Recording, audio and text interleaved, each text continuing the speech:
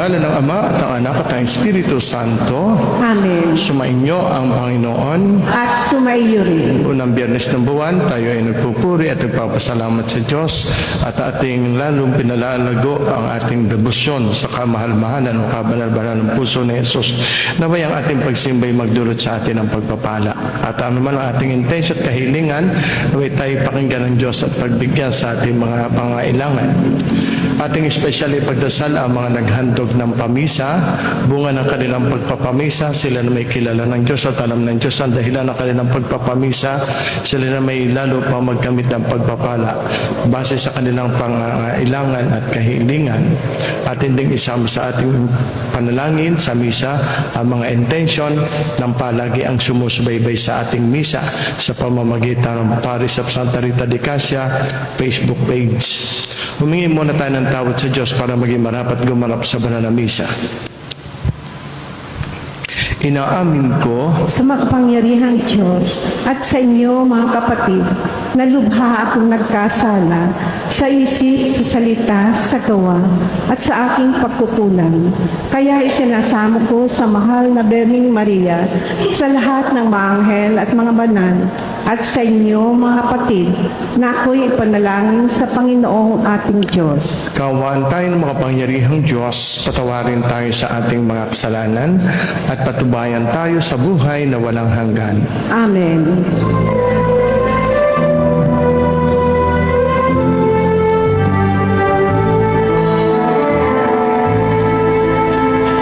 Ikaw na nag-aalis ng mga kasalanan ng mundo, Panginoon, maawa ka sa amin.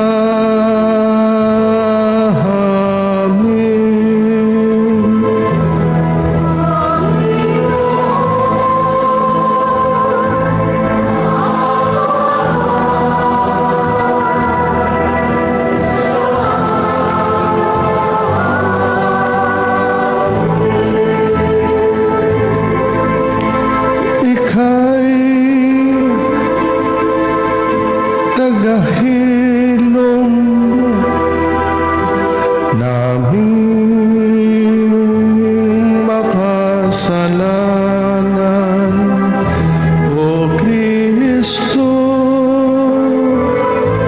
maawa ka sa amin.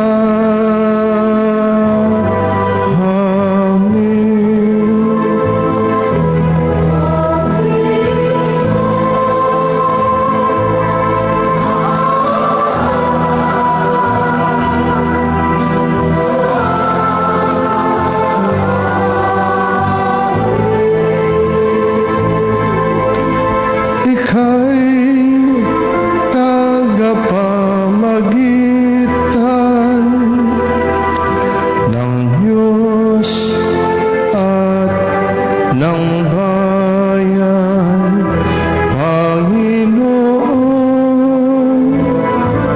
maawa ka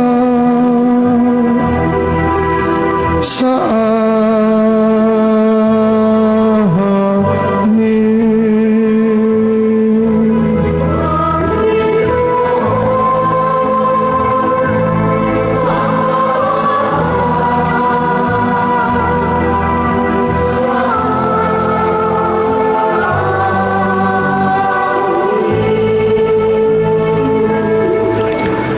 Manalangin tayo. Ama naming makapangyarihan, gawin mong kami ay mabihisan ng lahat ng kabutihan ng puso ng iyong anak na minamahal at pag-ala binawa kami ng kanyang loobin at kaisipan upang kaming naging kanyang kalarawan ay maging dapat makasalo sa walang maliw na katubusan sa pamamagitan ng Hesus Kristo kasama ng Espiritu Santo magpasawalang hanggan.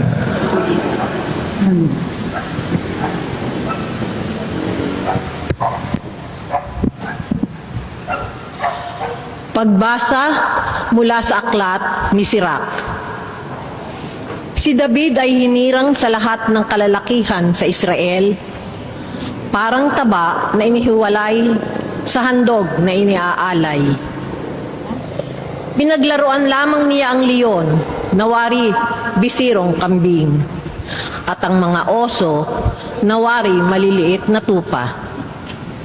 Binatilyo pa lamang siya nang patayin niya ang higante, at sagipin sa kahihiyan ang bayang Israel. Pinabagsak niya ang palalong si Gulayat sa pamamagitan ng isang bato na ibinala niya sa kanyang saltik. Sapagkat nanawagan siya sa Panginoong kataas-taasan, pinag-ibayo nito ang lakas ng kanyang bisig, at napatay niya ang batikang mandirigma ng kaaway, upang igalang ng mga bansa ang kapangyarihan ng kanyang bayan. Kaya tinawag siyang ang nagwagi sa 10,000.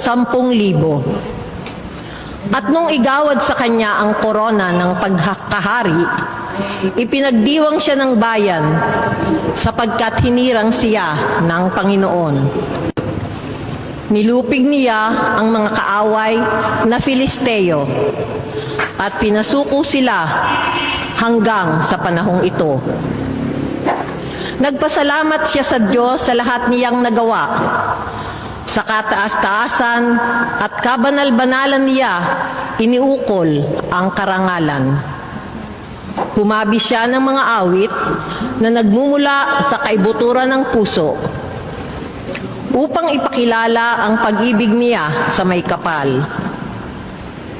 Naglagay siya ng mga awit at manunugtog, upang umawit sa harap ng altar sa saliw ng mga alpa. Pinaringal niya ang pagdiriwang ng mga pista at itinakda ang kanilang mga araw sa loob ng 1 taon. Ano pat umalingaw-ngaw sa tahanan ng Panginoon ang papuri sa kanyang banal na pangalan.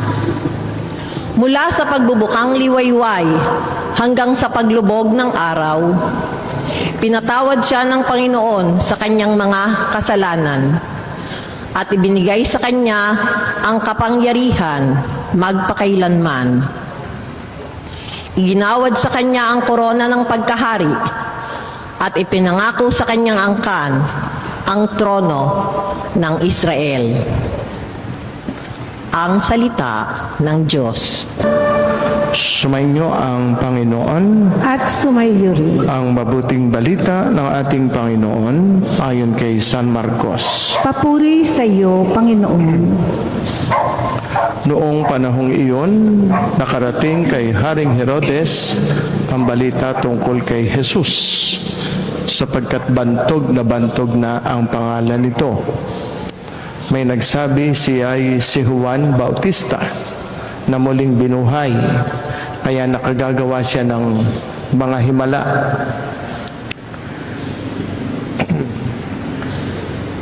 May nagsasabi namang siya ay si Elias, si propetang katulad ng mga propeta noong una, naman ang iba.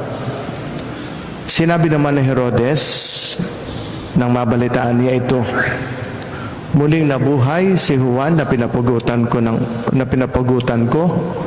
Si Herodes ang nagpahuli, nagpabilanggo, nagpagapos kay Juan dahil kay Herodias. Ang babaeng ito, si Herodias, ay asawa ni Felipe, na kapatid naman ni Herodes. Ngunit kinakasama niya. Laging sinasabi sa kanya ni Juan, hindi matuwid na kunin ninyo ang asawa ng inyong kapatid. Kaya't si Herodias ay nagkimkim ng galit kay Juan. Hinangad niyang ipapatay ito, ngunit hindi niya magawa sapagkat natatakot si Herodes kay Juan. Alam niyang ito'y tao na matuwid at banal, kaya't ipinagsasanggalang niya Gustong-gusto niyang makinig kay Juan, bagamat labis siyang nababagabag sa mga sinasabi nito. Sa wakas ay nagkaroon ng pagkakataon sa Herodias nang anyayahan ni Herodes sa kanyang kaarawan ang kanyang mga kagawad, mga pinuno ng hukbo at mga pangunahing mamamayan ng Galilea. Pumasok ang anak na babae ni Herodias at nagsayaw. Labis na nasiyahan si Herodes at ang mga panauhin, kaya't sinabi ng hari sa dalaga, "Hingin mo sa akin anumang ibig mo at ibibigay ko sa iyo." At naisumpa pa niyang ibibigay kahit ang kalahati ng kanyang kaharian kung ito ang hihilingin. Lumabas ang dalaga at tinanong ang kanyang ina, "Ano ang hihingin ko?" "Ang ulo ni Juan Bautista," sagot ng ina. Dali-daling nagbalik ang dalaga sa kinaroroonan ng hari. "Ang ibig ko po'y ibigay ninyo sa akin ngayon din sa isang pinggan ang ulo ni Juan Bautista," sabi niya. Labis na nalungkot ang hari, ngunit dahil sa kanyang sumpa na narinig ng kanyang mga panauhin, hindi niya matanggihan ang dalaga. Kaagad niyang iniutos sa isang bantay na dalhin sa kanya ang ulo ni Juan. Sumunod ang bantay at pinugutan si Juan sa bilangguan. Inilagay ang ulo sa isang pinggan at ibinigay sa dalaga. Ibinigay naman iyon ng dalaga sa kanyang ina. Nang mabalitaan ito ng mga alagad ni Juan, kinuha nila ang kanyang bangkay at inilibing. Ito, mga kapatid, ang mabuting balita ng ating Panginoon. Pinupuri ka namin, Panginoong Hesukristo. Magandang umaga po sa inyong lahat. Magandang umaga din po, Father. At sa mga kaisa natin sa misa, sumusubaybay sa pamamagitan ng Parish of Santa Rita de Casia Facebook page, magandang buhay po sa inyo. Ngayon pong araw na ito, araw ng Biyernes at unang Biyernes ng buwan, yan, tayo ay may debosyon sa kabanal-banalang puso ni Jesus. Ay atin din namang ginugunita ang ilan sa mga martir ng simbahan. Tama-tama din naman ang pagbasa. Ang pagbasa ay narinig natin si Juan Bautista sa kanyang matapang na pangangaral, pagtuturo. Kahit hari na po pwedeng gumawa sa kanya na masama, na nakakarinig ng kanyang turo, ay tuwan-tuwang makinig sa kanya, pero tinatamaan. At buong tapang, walang kaduwag-duwag si Juan Bautista mangaral kung ano ang tama at kung ano ang mali. Yan. At inaanyayahang ang tao'y mabuhay sa katuwiran, sa tama. Kaya naman siya pinatay. Katulad din ng mga ginugunita natin ngayon, sina San Pedro Bautista, pareho din ang binasa ay Juan Bautista, ayan. And then ang isa ay si Paul Miki at mga kasamahang martyrs. Kapwa sila nag-alay ng buhay sa Diyos, na buhay at namatay, na nakayakap sa pananampalataya, hindi sa mundo. At tingnan natin ang ibig sabihin at paanyaya sa atin ng banal na ebanghelyo. Kapag ang tao ay nabuhay na nakayakap sa makamundong kaligayahan, sa mga worldly honor, power, o wealth, pagka ito ang naging pangunahin ng kanyang pagpapahalaga sa buhay, dahan-dahan ang tenga niya ay magsasara sa tinig ng Diyos, sa salita ng Diyos. Hindi na komportableng makinig sa salita ng Diyos. Ang mata niya ay dahan-dahang lumalabo hanggang sa mabulag sa katotohanan. ang masyadong pagyakap sa makamundong kayamanan at kaligayahan ay nagdadala sa tao para dahan-dahang bumitaw at lumayo sa Diyos. Hindi naman agad-agad sinasabi ng tao, ayaw kong makinig sa Diyos, sa salita ng Diyos. Hindi biglaan ang pagsasalita niya, pero hindi niya alam, dahan-dahan siyang nagsasara ng tenga sa salita ng Diyos. Mas madalas niyang sinasabi ay, mamaya na lang, hindi naman siguro masama, o kaya ganito naman talaga ang buhay. Ang tawag ng banal na kasulatan doon ay idolatry. Isang buhay na walang puwang para sa Diyos. Mabutit kayo ay hindi gayon. Nasimba kayo. May time kayo para sa Diyos. An idol is anything that takes the place of God in the human heart. Kaya yun ang nangyayari sa kanila. Nawawala sa isip, sa puso at sa buhay ang Diyos. Napapalitan ng makamundong kaligayahan. Si Haring Herodes na narinig natin sa Ebanghelyo, isang taong nakakarinig pero ayaw sumunod. Dito pumasok ang kwento ni Juan Bautista at ni Haring Herodes. Si Herodes ay isang hari na may kapangyarihan, maimpluwensya at nabubuhay sa karangyaan. Ngunit sa kabila ng lahat ng ito na dapat ay nagpapasalamat sa Diyos, ay naging spiritually blind siya. Hindi na nakikinig at kung nakakarinig may hindi na sumusunod. Nawawala na ang pagkilala sa Diyos. Naririnig niya si Juan at alam niyang tama ang sinasabi nito, pero ayaw niyang bitawan ang kasalanan na nagbibigay sa kanya ng pleasure at control. Sin rarely looks like sin at first. It looks like pleasure.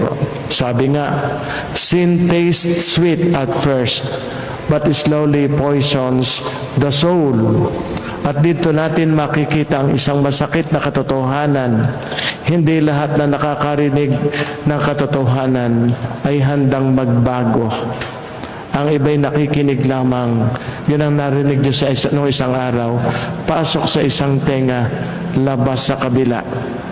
The truth does not change us unless we are willing to let go of what is killing us. Nawala iyon kay Haring Herodes. Hindi siya makabitaw sa pleasure na dulot ng mundo. Ang papel ng propeta, katulad ni Juan, konsensya ng kapangyarihan. Throughout Israel's history, may pattern ang Diyos. Kapag ang mga hari ay naliligaw, nagpapadala siya ng mga propeta para paalalahanan. Ngayon, para sila'y gisingin at ang kanilang konsensya. Ang propeta ay hindi laging popular, hindi laging pinapalakpakan. Madalas siya ay itinataboy, pinatatahimik, marami pinapatay. Totoo ang sabi sa banal na kasulatan, a prophet na walang kinikilalang propeta sa kanyang sariling bayan. A prophet is not one who tells people that they want to hear or what they want to hear, but one who tells them what they need to hear. Kaya kahit nasa panganib ang kanilang kalagayan, walang kaduwagang sila'y nangungaral at nagtutuwid ng kahit mga haring makapangyarihan. Si Juan Bautista ay ganito. Hindi siya natakot sa title ni Herodes, makapangyarihang hari. Hindi siya nabulag sa kapangyarihan niya. Mas kinatakutan niya ang Diyos kaysa tao. Higit pa sa isang propeta, si Juan ay hindi lang basta propeta. Siya ay sinugo upang ihanda ang daan ng Mesiyas. Ang kanyang katapatan sa tawag ng Diyos ay may halaga. Ang kanyang buhay ang halaga noon. Sa mata ng mundo, parang talo siya. Pero sa mata ng Diyos, ang kanyang kamatayan ay hindi sayang. Hindi sayang ang kamatayan ng mga naging matapang sa pangangaral at naging tapat sa pangangaral. Dahil ang kanyang paghihirap ay nagtuturo ng mas dakilang paghihirap, ang paghihirap ni Kristo, ang suffering servant. Faithfulness to God does not guarantee safety, but it guarantees meaning. Ang kanyang pagiging matapang na propeta ay naging dahilan ng kanyang kamatayan. A headless victim of a heartless criminal. Pinugutan ng ulo ng isang masamang tao. Headless victim of a heartless criminal.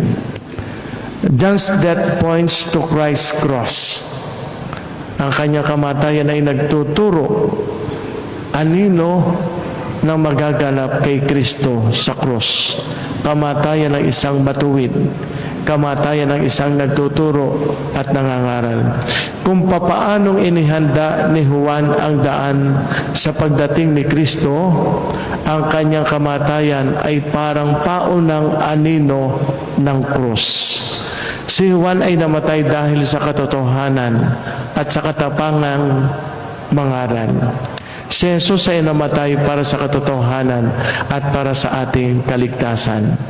John lost his life for speaking the truth. Jesus gave his life to become the truth that saves. Hamon sa atin ngayon, ang tanong ngayon ay hindi kung sino si Herodes noon, kundi sino tayo ngayon. May mga pagkakataon na ba na mas pinipili natin ang comfort kaysa pagsunod? Mas mahalaga ang approval ng tao kaysa kalooban ng Diyos? Nakikinig tayo sa Diyos pero ayaw nating sundin? The most dangerous spiritual condition is not ignorance, but familiarity without obedience. Kaya nga when pleasure, when power, and pride rule the heart, the voice of God becomes a threat. But when God alone is Lord, even suffering becomes a pathway to salvation. Ito ang mga turo at aral mula sa banal na kasulatan. Sa inyong pag-aalay, kayo naway pagpalain ng Diyos. Manalangin kayo mga kapatid upang itong ating paghahain ay kalugdan ng Diyos Amang makapangyarihan. Tanggapin nawa ng Panginoon itong paghahain sa iyong mga kamay, sa kapurihan niya at karangalan, sa ating kapakinabangan at sa buong sambayanan niyang banal. Manalangin tayo, Ama naming lumikha, ikaw ay puspos ng awa at pag-ibig sa lahat, at dahil sa iyong pag-ibig na nag-uumapaw, ibinigay mo sa amin ang bugtong mong anak na pinakamamahal.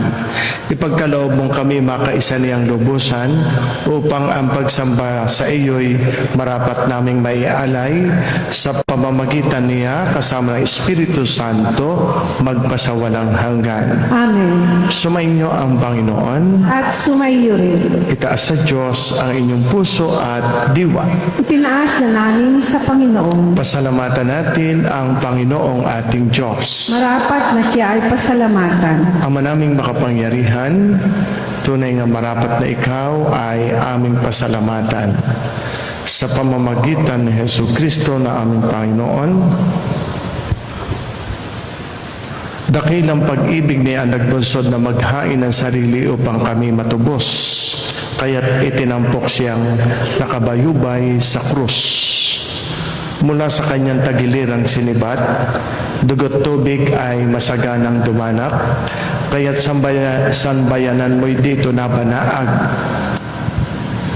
Ito'y ang sangkatauhang naakit sa puso ng iyong anak na sumasagip sa mga dumudulog sa batis ng kanyang pag-ibig.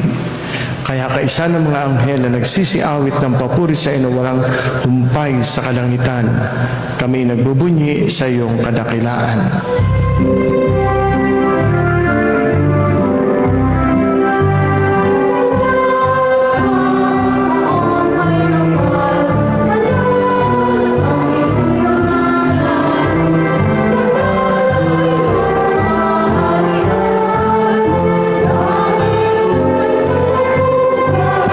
sa iyong kadakilaan, dinadakila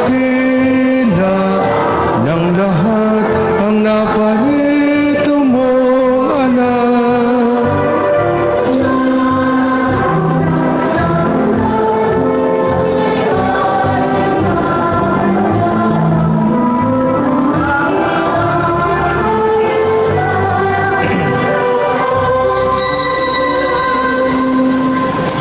Ama naming banal, ikaw ang bukal ng tanang kabanalan, kaya't sa pamamagitan ng iyong Espiritu, gawin mong banal ang mga kaloob na ito upang para sa aming maging katawan at dugo ng aming Panginoong Hesu Kristo. Bago niya pinagtiis ang kusang loob na maging handog, hinawakan niya ang tinapay, pinasalamatan kaniya, pinaghati-hati niya iyon, iniabot sa kanyang mga alagad at sinabi, tanggapin ninyong lahat ito at kanin. Ito ang aking katawan na ihahandog para sa inyo.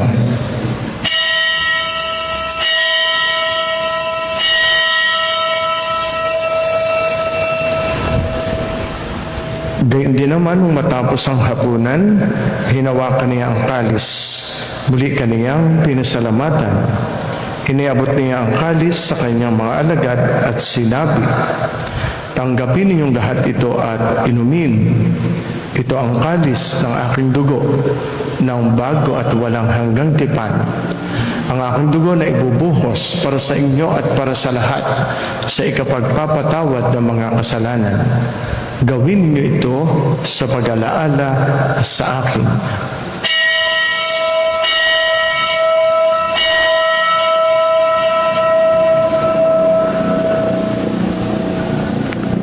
Ipagbunyi natin, ipahayag nating lahat ang misteryo ng pananampalataya.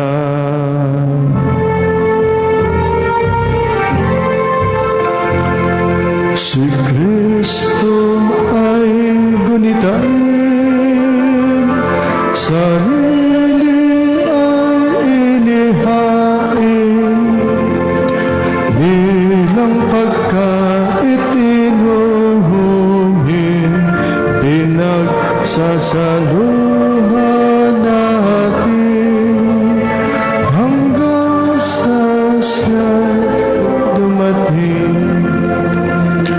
Ang ginagawa namin ngayon ng pag-alaala sa pagkamatay at muling pagkabuhay na iyong anak, kaya tiniaalay namin sa iyong tinapay na nagbibigay buhay at ang kalis na nagkakaloob ng kaligtasan. Kami nagpapasalamat dahil kami iyong minarapat na tumayo sa harap mo para maglingkod sa iyo.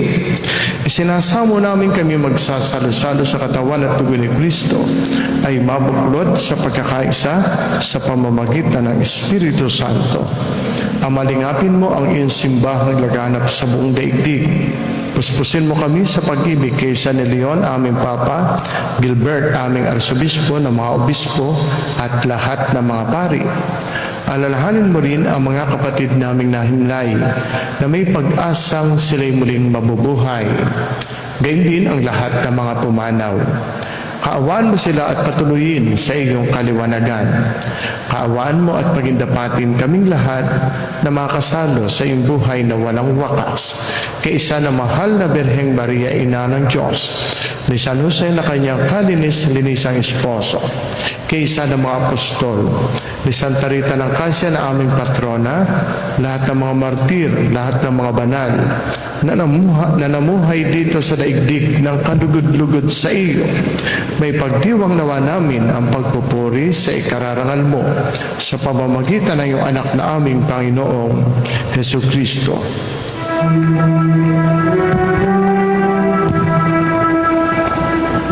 Sa pamamagitan ni Kristo, kasama niya at sa Kanya, ang lahat ng parangal at papuri ay sa iyo, Diyos Ama. kapangyarihan, kasama ng Espiritu Santo, magpasa walang hanggan.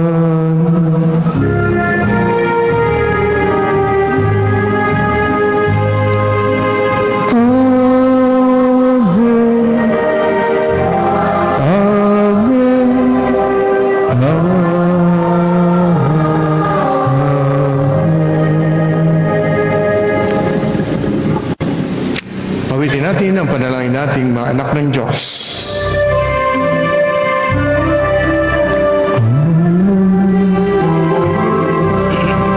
Sumasalangit ka, sambahin ang ngalan mo, Apa sa amin ang kaharian mo, sundin ang loob mo dito sa lupa para ng sa langit. Bigyan mo kami ngayon ng aming kakanin sa araw-araw,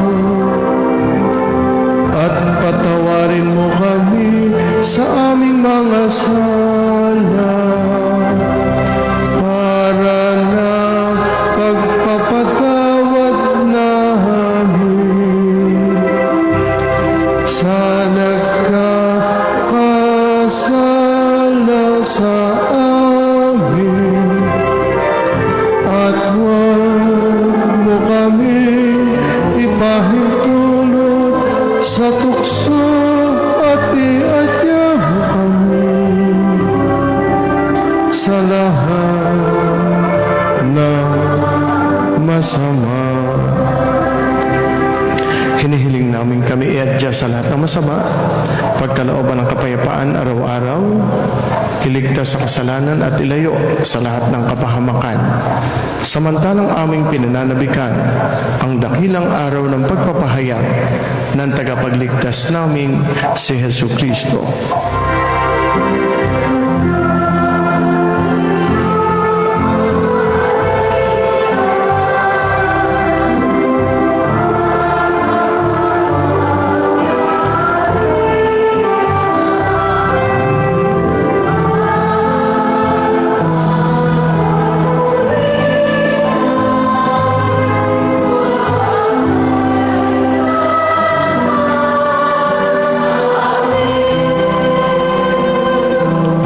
Jesucristo, sinabi mo sa iyong mga apostol, kapayapaan ang iniiwan ko sa inyo. Ang aking kapayapaan ang ibinibigay ko sa inyo. Tunghayan mo ang aming pananampalataya at huwag ang aming mga pagkakasala. Pagkalooban mo kami ng kapayapaan at pagkakaisa ayon sa iyong kalooban, kasama ng Espiritu Santo, magpasawalang hanggan. Amen. Ang kapayapaan ng Panginoon ay laging sumainyo. At sumayo rin. Magbatian tayo, maghangad ng kapayapaan sa isa't isa. Sumainyong lahat ang kapayapaan. Magbati rin sa mga kaisa sa misa via online mass. Kordero ng Diyos na nag-aalis ng mga kasalanan ng sanlibutan, maawa ka sa amin, maawa ka sa amin. Kordero ng Diyos na nag-aalis ng mga kasalanan ng sanlibutan, maawa ka sa amin.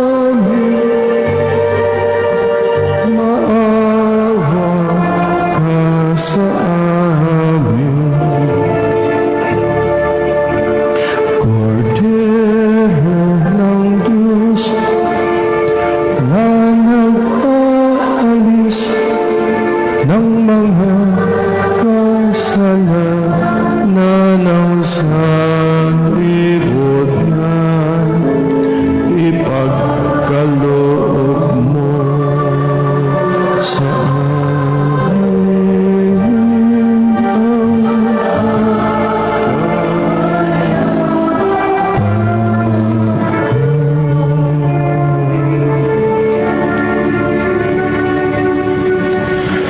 Mga kapatid, narito si Kristo, ang kordero ng Diyos na nag-aalis ng mga kasalanan ng sanlibutan. Mapapalad ang mga taong inaanyayahan sa kanyang banal na piging. Panginoon, hindi ako karapat-dapat na magpatuloy sa iyo, ngunit sa isang salita mo lamang ay gagaling na ako.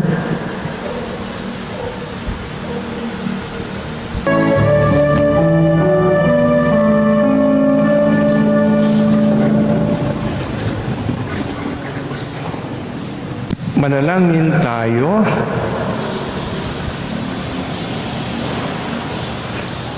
Ama naming mapagmahal, kaming nagsalo-salo sa iyong piging ng pag-ibig na banal, ay nagmamakaawang iyong pagbigyan upang si Kristo ay makalarawan sa lupang ibabaw at maging marapat na makatambal siya sa kalangitan.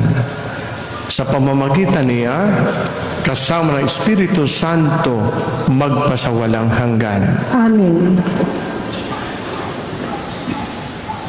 Tayo bumabati sa mga nagpamisa ngayon sapagkat birthday nila. Happy birthday sa inyo, kay Rube Lagaya, kay Trinidad o Trining Generoso, 80 anyos, at kay Cyrus Rosales, golden birthday niya, 50 years old. Salamat din kay Cyrus Rosales. Narito ka si Cyrus Rosales. Narito, yan.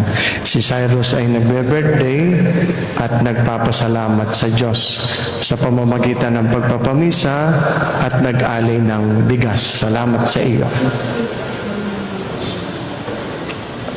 Binabati din natin ang may anniversary ngayong araw na ito. Wedding anniversary ng mag-asawang Dennis at Belia Burog. Happy anniversary po. At gayon din si sacerdotal anniversary ni Father Genrod Hadrian Carion. Happy anniversary, Father Genrod. Salamat po sa palagian nagpapamisa, sa mga laging sumusubaybay sa misa sa pamamagitan ng online mass at sa mga Facebook Star Centers. Kasama natin ngayon katulad ni sina Elsa de Guzman, Nemesha Villena, Rome Ariel, Merlin Gayeta, Marife Santos Aguado, Ads Sepilio, Rosemary Lescano Magsino, si Jean Manungsong Ilaw, Imelda Dimayakyak Kamansag, Vicky Dili Lipasana o Alulot, Indang Cavite. Yan, online donor ito. Sino ito? Salamat po sa inyo, Vicky Dili Lipasana ng Alulot, Indang Cavite. Online donor ang nakasulat din. Yan, saka si Nenita Cabrera ng San Isidro, Lipa. Sige po, pwede magsitay. Pagkatapos po ng misa ay yung gustong makiisa sa Holy Hour, meron po tayong Holy Hour. Ayan. Pinag-aanyaya po ito. At salamat po sa inyo mga ILM at saka sa inyo mga deboto ng Sacred Heart. Ipagpapatuloy nyo mahalaga iyan. Sumainyo ang Panginoon At sumayo rin. pagpalain nawa kayong lahat ng makapangyarihang Diyos Ama, Anak at Espiritu Santo. Amen. Tapos na ang pagdiriwang natin ng banal na misa. Humayo kayong mapayapa. Salamat sa Diyos.